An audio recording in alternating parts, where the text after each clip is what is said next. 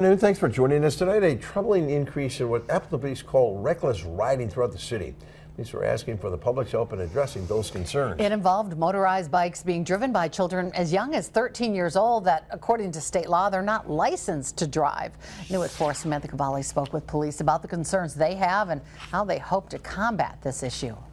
It's a gorgeous day here in downtown Appleton, and as temperatures heat up, Appleton police are seeing a rapid increase in reckless driving on high-powered e-bikes. A community safety issue is on the rise in the city of Appleton.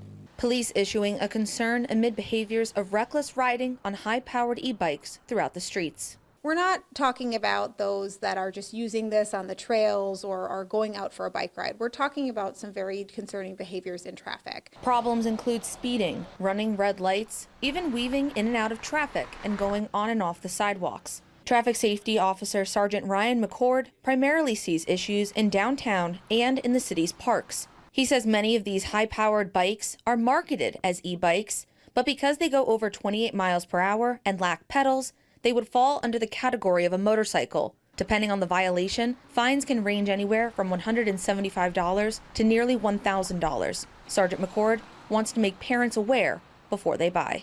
We are trying to increase the safety and educate people so that they know what they're buying and what they're actually in operation of, and obviously not being a hazard to themselves or other people out there. Tonight at 5, how parents can talk to their children about being safe on the road before tragedy strikes. Reporting at Appleton, Samantha Cavalli, Action 2 News.